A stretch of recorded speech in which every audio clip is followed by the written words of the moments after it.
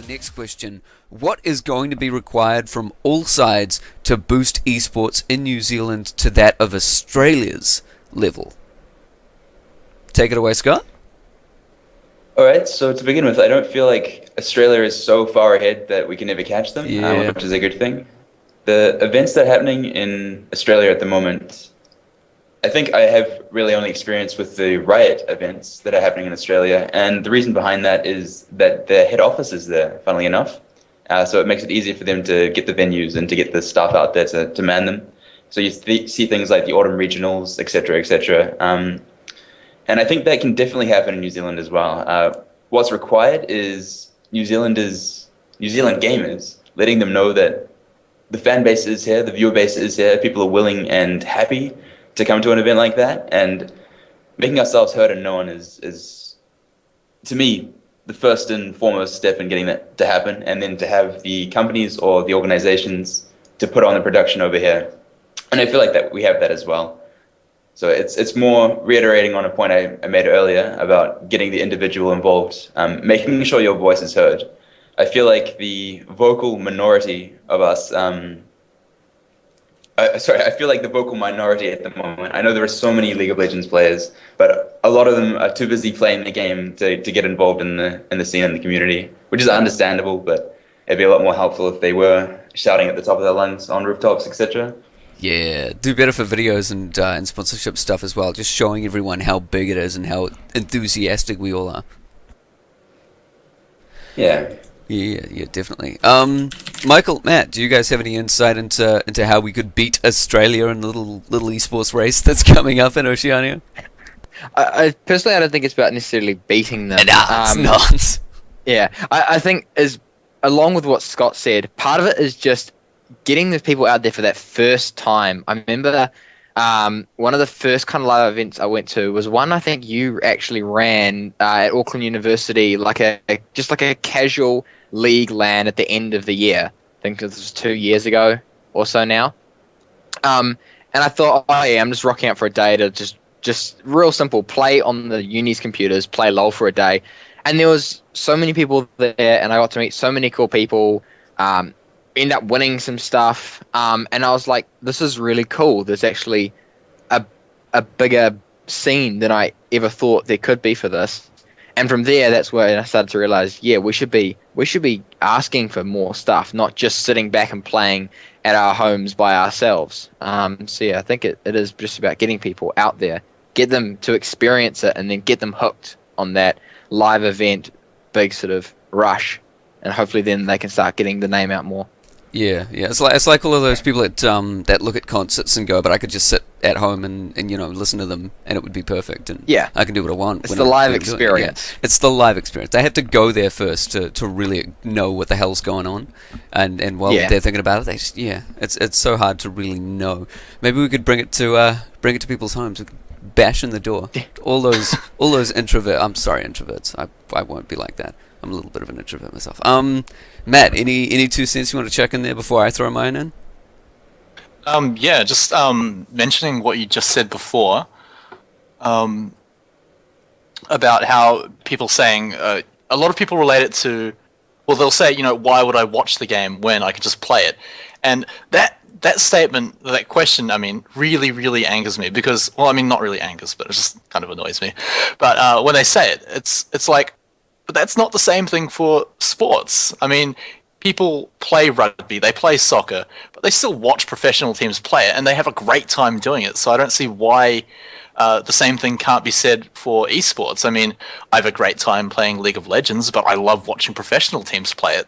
And it's the same thing when you watch it in a group. People get together at bars, they go and watch rugby games, and they have a great time doing it. Why can't we do that for esports? Why can't we do that for League of Legends?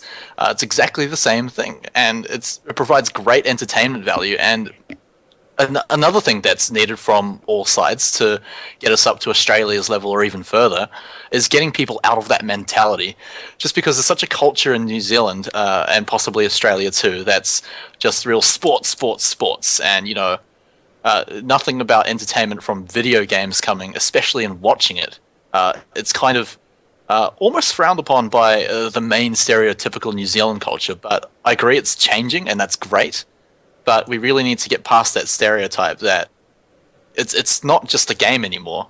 It's becoming sports. It's becoming real entertainment. And I guess the country really just needs to see that a lot clearer. And maybe we need to show the message a lot clearer. Yeah, definitely. I've got a very mixed view of this. I definitely don't believe that Australia or New Zealand are in competition or should be, and a lot of what they're doing is very combined. The two things I do want to say is, one, Australia's infrastructure grew much earlier and therefore is quite a bit larger than New Zealand. Not not massively larger like Scott mentioned, but it's big enough so that all the online tournaments they host are dwarfing a lot of online or LAN tournaments that New Zealand hosts, and it's very, very easy to get overshadowed sometimes, in very rare occasions actually. I would only say very rare, because the NZ community is very committed to the NZ tournament scene. It's quite nice.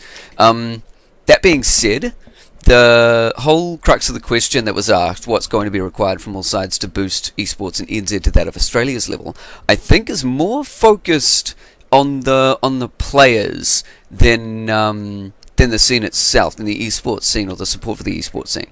Because somebody mentioned in the chat before, God, this is long-winded. Somebody mentioned in the chat before that because of the player-oriented approach to esports in New Zealand currently, I have to be better than everybody else to get noticed and do everything, or and that causes toxicity towards other players because you're trying to be better than everybody else and you're trying to crush everyone in your path. There is a little bit of that mentality, but the whole way to boost esports in New Zealand up to Australia's level from the players' point of view is just start that collaborative community approach and really start training within New Zealand and making esports as big as it can be within New Zealand. Like, we don't want to dwarf Australia, we don't want to alienate any Australian tournaments, but we do need more players to rise up and try gun for gold, really, really go for broke and just sort of absorb esports and become it and try to be the best player they can be and try to be the best team they can be. But we're not seeing as much of that in the past. We are seeing it now. Like, we're seeing a hell of a lot of pro teams develop, but I'd say over the last 2 years, a lot of the pro New Zealand teams for a lot of esports groups, mainly League of Legends, have been really, really good, but they've risen and then they've just crumbled. Like VGR right now, they haven't disappeared, but essentially they've crumbled. Essentially, they're nowhere to be found, and they're just doing random things. Yeah. With infrastructure, though, they don't have a reason to stay together. If there isn't these consistent tournaments, if there aren't these consistent events, the team doesn't need to be together. They have no incentive. They're not I'd argue that, though, to get better because there's. I would, because the reason I said is not because they had a reason before, but now we've got Oceanic Regionals which go into wildcards. I think 2 teams go from Oceanic Regionals into wildcards, if I'm not correct. I might be wrong.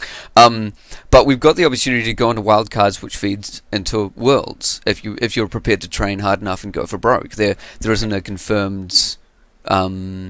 You're not sure you can beat everyone because you don't know that level of competition, or you haven't tried all of the different metas and approaches that different global scenes are taking. But essentially, we have multiple paths to enter Worlds. We do. And we're actually getting a lot of brain drain. Is it called brain drain? I think it is. Talent drain from New Zealand to global sources as well. Like Betrayus recently for StarCraft 2. He's over in the US now. He still competes in a few New Zealand StarCraft 2 tournaments, but he's over in the US. He's competing over there because there isn't anything here, and there's no real way for him to develop here. So right about that. Definitely right. We're going to move on and just sort of leave that to its own devices. I think we've covered it pretty well, in fact. But it's all about trying to keep up that training and keep everything going. Next question, what can be done to make esports more mainstream? This is both easy and hard because it's quite experimental at this point in New Zealand. We may think the things from global scenes work over here, but they might not. And let's see, what have you guys explored for trying to make esports more mainstream? What do you think? Well, essentially we're doing that right now, aren't we? Everything that you do in esports is going to make it more mainstream. You need to build engagement with the audience. So that's always the key problem. Like, for instance, a lot of people in New Zealand would listen to this if they knew it existed. And unfortunately, right now, there isn't a great method of getting that out. It's all about aggressively advertising, aggressively marketing your product. So I'm assuming if all the League of Legends gamers in New Zealand knew that this APoG podcast was going to be happening, we'd have, thousands of people tuning in. So the idea is to try and tap that fan base, essentially. And if you can do that, that's just a huge step into making it mainstream. So it's so hard running these events and you're doing them high quality, but there's only 50, 100, 150 people watching, and it's all about just trying to get that viewer base involved. So you just need more viewers, because more viewers incentivizes sponsors. So more sponsors means more prize money, which means more tournaments at all the levels, at both amateur and casual and the pro series of competitive. And once you have the more tournaments, there are more teams, more players, because everyone wants to go at the prize money. So really, New Zealand's at a very low level in terms of viewer engagement. I feel like the player base is there. There's a couple 100,000 people playing on the League of Legends OCE server, and it's just about trying to reach those players. And that's going to come down again to aggressive marketing and advertising and trying to incentivize them to jump into the scene.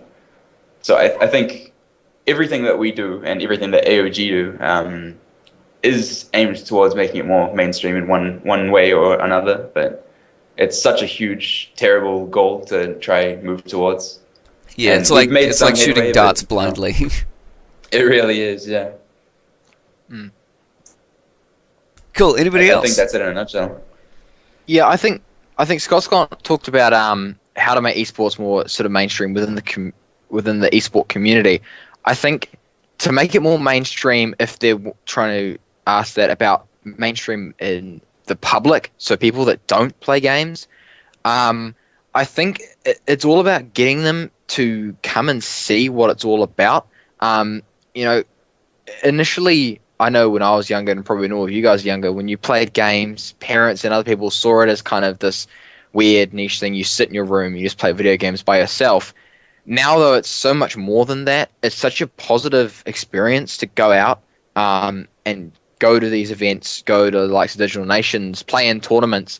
You're not sitting at home anymore doing something unproductive. You are actually going out there, meeting new people, having a whole lot of fun. And it's about getting people that aren't involved in gaming at all to come and see that, and for them to understand that's what's happening. I know at one of our recent events, Woody spent a good hour or so talking to some parents of one team that came along, talking about the game, what we did, and afterwards they thought about it a whole lot differently, and they're saying how good it is, these events that happens. So I think it's really just about getting people outside of the esports community to come and see what we're doing, because unless they do, they're never going to think of it as something mainstream and normal. Gaming and esports will always kind of be this weird thing that they won't like until they come and see it. I think once they do, they'll start to understand, hey, this is gone are the days of gaming being something weird people do in their basement. This is something now that everyone can do and is a really good positive experience. That's a good little approach, yeah. Yeah, I just have to say, like, one of the most satisfying things that I ever get from people that don't really care about esports or don't know about it is just when they do see an event and they think, like, what? They're watching video games? So, they sold out the Staples Center and people are watching a video game? And they just sound so surprised and shocked. And it makes me feel a little bit proud that, this hobby that I'm into is an actual thing. People do want to go and watch it, and it's becoming incredibly popular. And it's really being hidden as well, just because so many people just being shocked by it when I ever mention it to them. Because, I mean, that happens when you go out looking for venues and sponsors. People ask what it's about, and you say, oh, it's esports. Have you heard about that? And they're like, no, I've never heard of the word esports before. And so you give them a brief overview of what it is, and they're just so gobsmacked at what it's all about. And then you show them photos of how many people attend these events and videos of crowds cheering for their favorite teams, and just the look on their face is just so so satisfactory, so satisfying. Yeah, definitely. The whole idea of tournaments come first and crowd comes second is quite true, I think.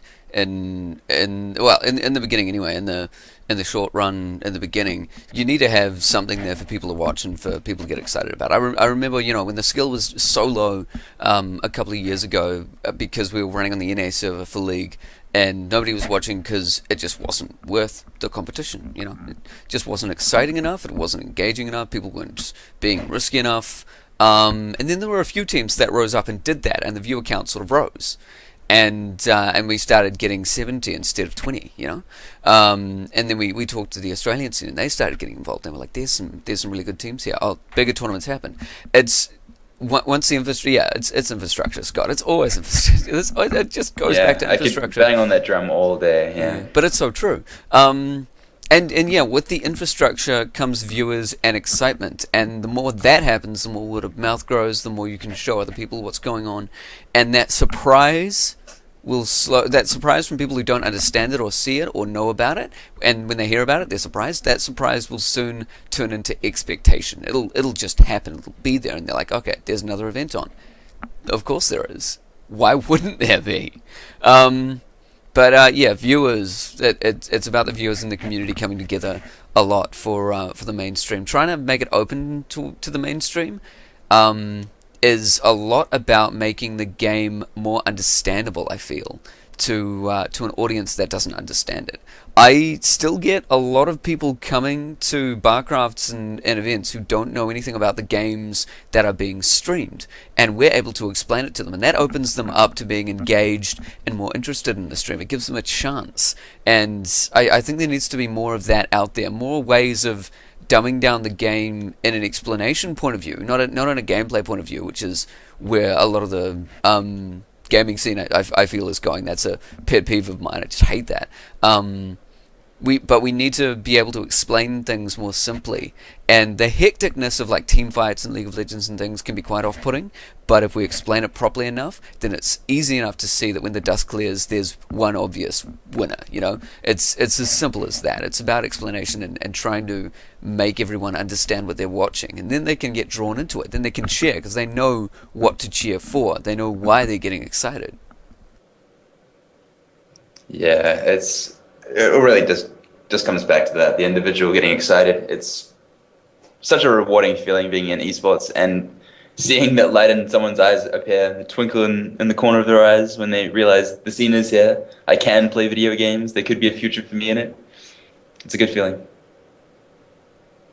Wicked. So we're actually dropping off from the social and esports thingy kind of questions and moving on to more of the nitty-gritty running events kind of questions. The next one coming up is, what tools do you use to help you run events? So I'm sure Scott and Michael from Oceanic Gaming here can list off just a whole bunch of tools and sort of explain what they're doing and how they work and how they help them run events and how it's become easier for them to run events with these tools as time progresses. Yeah, my time to shine, actually. So Oceanic Gaming's structure is pretty simplistic. We have community managers. Each community manager liaises with a single community. So, for instance, I could be in charge of the League of Legends general forums, and it's the community manager's job to look after that community, to let them know what's happening, and to answer all questions. And once we have those people involved, we use WordPress to create posts about events, and we use an event handler called Event Espresso that you can Google very easily to run the events, and that's the automation side of it. And that does the registrations and the payment system as well, which is all fantastic. That isn't actually a lot of tools. It was devilishly complex to set up, but now that it is, events run wonderfully fluid. And hopefully Michael can attest to that. He's been the community coordinator for quite a while now, and hopefully the setup is working for you.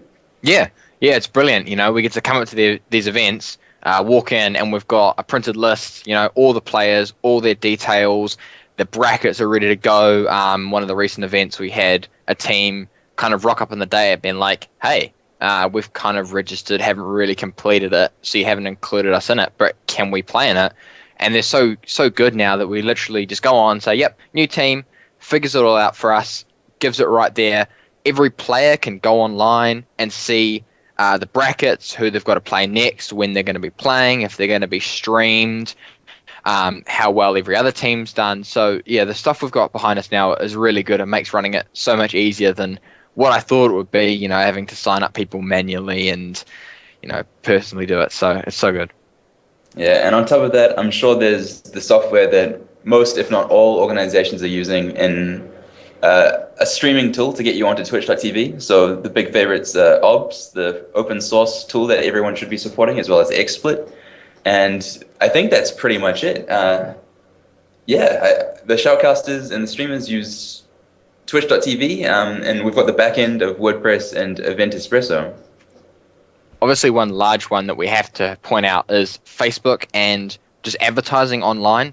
Obviously, these aren't really help in running the event, but the event doesn't exist unless we have people to come to it. And with the age of social media now, with our Facebook page, we post up, a week or two in advance going, hey, this event is coming up.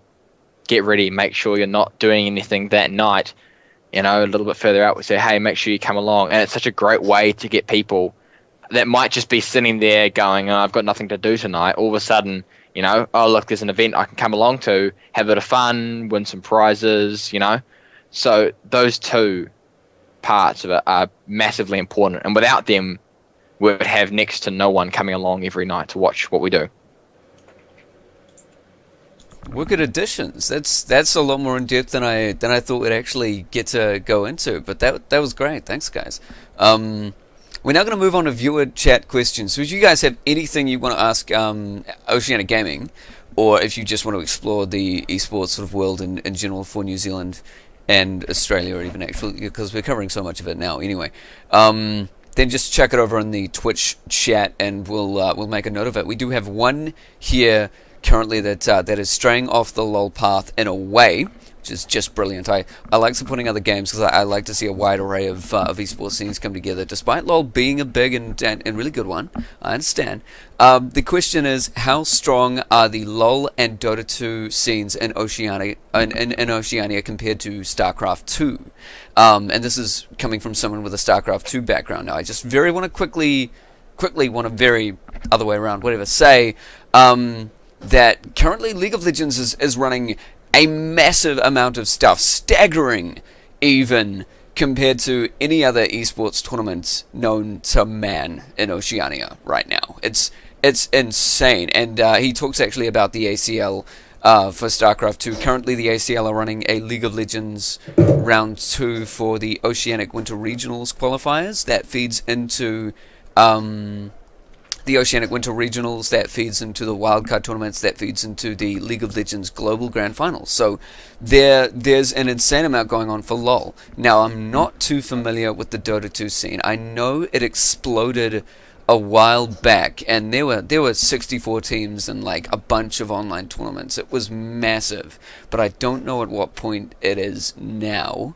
We're throwing on a random online tournament just to try and get more engagement from the community and see if we can pick out people who'd be interested in creating more tournaments for Dota 2. But that is my 2 cents. StarCraft 2 used to be massive, just so colossal, and we got players like Pt.2 who are now over in the US and competing on an international level because they've been given that opportunity, and that's where it's come from, the StarCraft 2 scene in Oceania. What do you guys feel about this in general? Like, what games are coming up that you are noticing? Where's support going? And what do you see in the future for other games outside of LoL? Alright, so we actually ran a Hearthstone League a while back. We were on a Hearthstone OCE group on Facebook, and that's actually exploded in popularity. And I've really enjoyed that scene, as I've never been into trading card games that much, and Hearthstone is just so accessible. So there's a great fan base behind that, and growing more day by day, I feel. And that's just been really exciting to get into. The scene obviously isn't as big as maybe the Dota or the StarCraft 2 scene for New Zealand. It's still quite small, but I feel there's a lot of potential for that in the future, especially considering just how much fun it is to sit down with your friends, maybe a couple of iPads or a couple of laptops, and just play Hearthstone against one another. It's a really good experience. I'm not very experienced in the Dota 2 scene. We've tried to step into it a couple of times, but the amount of feedback we've gotten has been, to put it nicely, it's been remarkably low. We've never really had a lot of teams come to us and say, please get into this, please host tournaments, and we've generally gone with user feedback, so that's why we haven't stepped into it much further than that. For StarCraft 2 as well, the same kind of response, unfortunately. A game that we have heard of that is rising up in New Zealand as well as Oceania is World of Tanks, and I'm not personally up to the scene in that, but I'm surprised. There's a huge fan base and a huge player base here, so that's a game that's been thrown around recently about that could be the next up and comer, and whether or not you should get on that horse early. But yeah, I think that's the extent of our game knowledge in New Zealand and Australia. Yeah, I was going to try and host a Barcraft for the World of Tanks Global Grand Finals, but I was too scared to, because the event would be bummed out that we got no viewers. But maybe it would have been decent. The thing is, I keep hearing World of Tanks. I keep hearing that name. I keep hearing the fact that people play it, but I don't know anyone that plays it. It's weird. And I've just seen such massive tournaments going on for it in Australia, and massive coverage and massive support for it as well. And I just don't know where the players are. It's confusing. It's absolutely crazy, isn't it? I know that if you go to an internet cafe on any given day, there'll be a bunch of people there playing World of Tanks. It's whether or not they follow a community, or whether or not they would be interested in following a community that supports it. It's a good question to ask, though, and it would be a good step forward for New Zealand if we could garner support for that game and support for that fan base. Hell yeah, well worth it. Maybe that's worth Aspect of Gaming going out and trying to find someone to put something together and see if we can get Oceanic Gaming doing a few things as well for World of Tanks. That'd just be fantastic. But again, the players have to rise up. That's just a fact. If the players aren't really trying, because I think what's happening again is that Australia is dwarfing the scene for it, and so all the New Zealand players are jumping into the Australian tournaments and not trying to start up anything in New Zealand. And to start up something as well as a player is so difficult, because then you stop playing the game, and which is quite sad, because you want to be a competitive player if you're trying to be competitive.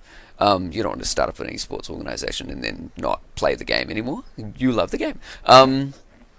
It's such a hard one to get everything started if the community doesn't get together. So get together. If you play World of Tanks, go and tell your friends to get together and bloody make a group or something, or get something started. Run a free online scrim session every week.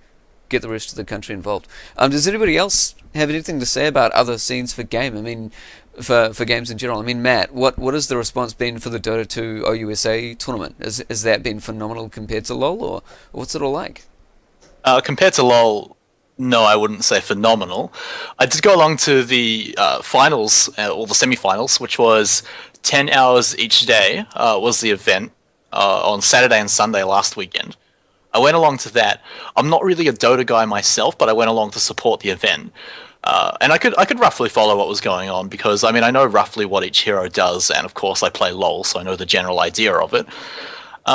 Unfortunately, it didn't seem like too many people did turn up. I know that there are way more people than that actually play Dota that would be interested in it, but they just didn't really show up. And I'm wondering if it was perhaps a lack of marketing on the Dota team's side, or, I mean, like the OUSA guys that were running the Dota tournament. I'm wondering if they didn't market it as aggressively as they should have, if they didn't go and talk to the right people, if they didn't, or maybe it was presentation. I'm not sure, but we did have I don't know, between 60 and 80 people probably over the whole time, maybe up to 100 perhaps, but unfortunately it just wasn't as many people as it should have been. And I'm looking at quite a lot of people turning up to the league finals, which, I mean, it's great for me, great for my tournament, but it makes me feel a little bit upset that Dota's not getting the love that it should be, because it's a great game and it needs more fans turning up to its events.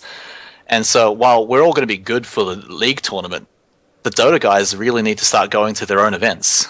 Yeah, just saying that, actually, come to think of it, all of the pub stomps that we hosted last year were just blowing everything away for all the events that we're doing. All the bar esports viewings for Dota 2, for things like MLG, for the TI3 and everything, phenomenal. Like, so many people came. The player base is really, really dynamic, but nobody's getting out there and starting something big, which is the problem. They do get involved in things, but they're both very reserved and yeah, they don't seem to want to take the leap. They're much more of a player community than an organization community, which is a bit sad. But I'm sure they're going to rise up pretty damn soon. We're trying to look for people constantly to host tournaments and do it themselves and help them, like, show them how to create communities and start groups and things and try to get them doing something. So if you know anyone that's trying to do something, we can help them out or give them advice. And I'm sure Oceanic Gaming could give them advice as well, or even help them host something on their lines and through their communication channels if they really want to. There's resources available. People just need to get in touch and talk around and use the brain resources of New Zealand in general. Michael, have you ever thought about trying to explore getting into other tournaments for other games other than League? Are you sort of interested in starting something up?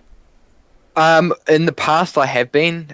Before League was around, I was very heavily into the FPS scene, mainly sort of along the lines of Call of Duty. I actually played in one of a team for New Zealand that did pretty well in the online scene. It's been sad for me to see it kind of die off, though, especially PC based. It's gone very console based, that kind of scene. I have actually played a bit of World of Tanks, so I do kind of get where they're coming from with that. I think it's quite for FPS gamers like myself, it's quite intuitive to pick up and enjoy. I do have a lot of mates that are quite heavily into it, not that I quite understand why, but I'd be very keen to get more back into the FPS scene in New Zealand. That's something I really miss. But now that I'm so heavily involved in the League of Legends scene, I really enjoy that. I think it's a really good one to be in. And now that it's just got the massive player support, it's such a good one to be in at the moment. But yeah, I mean, if there are people out there that are looking at the FPS scene and still play these games and would go, hey, it'd be awesome to have more sort of Battlefield or Call of Duty or Counter-Strike events, that'd be something I'll be really keen to take part in, because they're all games that I've been very heavily involved in, aside from League of Legends over the past sort of 5 years or so. Pretty interesting insight in general. It'll be cool to see other things sort of happening and seeing if it's just the fact that nothing's happening, that the scene isn't growing. If somebody gets out there and does it, maybe the community will start forming together. They need that single point or a couple of points that they can sort of meet around. That being said, Blizzard is coming out with Hearthstone for tablets, and they are starting to host and put on support for little tablet Hearthstone battles in coffee shops and things. I remember reading an article about it, but I can't remember what it was called. It was like it was like Fireside events, Fireside Inns or something. And I think I posted it up on the APoG page, and it was something really cool that I did want to do. But by the time Blizzard actually advertised the event, it left me like a week to actually organize anything. It was a week, yeah. We were trying to do something as well, but a week isn't enough time to reserve a venue and get the players ready for it. Yeah, and who here, like, how many people here have tablets that'll play Hearthstone? I mean, is that really a big enough market in New Zealand right now, or could it be? Could it be something we could try and grow? Well, it's not just tablets, because it's also laptops. You can take along your laptop, but not too many. I mean, there might be enough people to take along their laptops and netbooks. But that'd be interesting. We're gonna pack out a coffee shop. I personally played it on it. I've got an iPad mini that I've got Hearthstone on, and it is pretty awesome. It's something really cool about it. It's really bad. It's so anti-productive for me. I'll be sitting in lectures and I'll be bored. I'm like, what can I do? Oh, I have a game of Hearthstone while I wait. But it is really cool. I think it'd be really awesome to see that kind of scene. It's so much easier than any other live event we would have ever seen. You walk into a shop, pull your tablet out of your pocket, and sit down and play with someone, like play a game of Hearthstone with someone. Like we've never experienced something that easy, something that simple. So it'd be something really cool. I just hope that it could expand more. I don't think enough people have tablets yet to make it really viable. Yeah, and the LAN scene is actually finding that people don't seem to have the resources to even attend LANs, which is really weird. I'm pretty sure they do. But the LAN scene is struggling now, I think, in New Zealand because of the online development and the development of fiber and stuff like that, just becoming more readily available. But LANs is something you should all get into as well. But it's again, you have to go to it to understand it and believe it, and you get so much out of it. A lot that I can't talk about. Not illegal downloading. But yeah, there's so much going on that everybody in New Zealand just has to get involved with, and that's going to grow up everything in general. Are there any last points that anybody here wants to add about upcoming events they've got, or viewings, or just anything in general? I want you guys just to go nuts. If you live in Dunedin, please come to the OUSA League of Legends Championship Final. It's on the 10th and 11th of May, and it's at the St. David Lecture Theatre at Otago University. And it's going to be huge. We have such a high skill level of play compared to last year. And it's going to be a lot of fun. I'm personally shoutcasting the event. I've got another shoutcaster flying down from Auckland for it. And we had quite a lot of people for the tournament last year, actually attending live. And I'm pretty sure we can get easily twice that many people attending, because I've been streaming the games as well in the group stages, and we've had quite a few viewers for that as well. And like, say, for example, if every single one of those attended in addition to the amount that we had last year, it would be amazing. And because we're going to have the same thing again next semester, and I also want to say there are a lot of eyes on these events right now, because I was at the Dota event, like I said before, and we had the Vice Chancellor for the university. She was attending, and she was there with the OUSA president as well, who has no idea about esports at all. And they were both attending, and they were like, this is so cool. This is so cool, that big screen, all those guys playing games, and there just aren't enough people watching this. And so we're actually working together to get the word out there that these events are going to be a lot bigger. And I'm going a bit off topic here, but attend the OUSA League Championship in Dunedin, 10th and 11th of May, St. David Lecture Theatre. Beastly. Alright, Scott, Michael from Oceanic Gaming, cheers for coming along. Is there anything you want to sort of add on the stream? We've got up your website, Facebook, Twitter, and YouTube. Everybody go follow those guys. They do so much. There's so much to watch, and it's all quality as hell shit. So, yeah, anything to close off? Just that we have the Winter Arena coming up. That's on the 9th and the 11th of May, respectively. We've also got a live event in Auckland. I think that's on the 7th of June. That's going to be live at Caprica. So if you guys are interested, please do check them out. I'm promising a great showing. We've got some amazing stuff lined up for the Winter Arena. Our designers, shout out to Momia Boss. He's just been next level, really. Completely stepping up our production value. Just huge props to that guy. And thank you, Theo, for having us on. Thank you for AOG for this podcast. Any last words, Michael, before we head off? Yeah, I think before we go, I'll just point out our weekly events we do.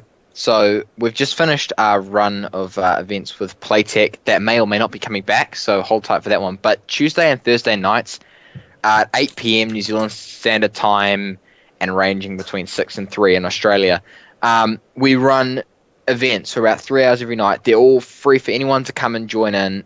They're massively fun. There's quite often just prizes given out, skins, whatever. All of the information you can find, as I said, on our Facebook and on our website. But apart from that, thanks so much for having me, guys. It's been great having a chat to you all. It's been great having you guys come along as well. Amazing. And again, like, look at these guys. They just don't stop moving. There's always something going on. They've got the passion. They've got the drive. And you guys can help them make it come true, especially for sort of growing everything in New Zealand, everything in Oceania. They're a one-stop shop, I gotta say. All right, we're going to head out. It's been almost over an hour. Sorry for the long podcast, guys. I'll split this up into two little sections. But cheers for coming along. Again, on screen are all the things to follow and get involved with. I'm Snowy Padre, and Matt Ross has been joining me as well from Aspect of Gaming. We'll see you at the next event.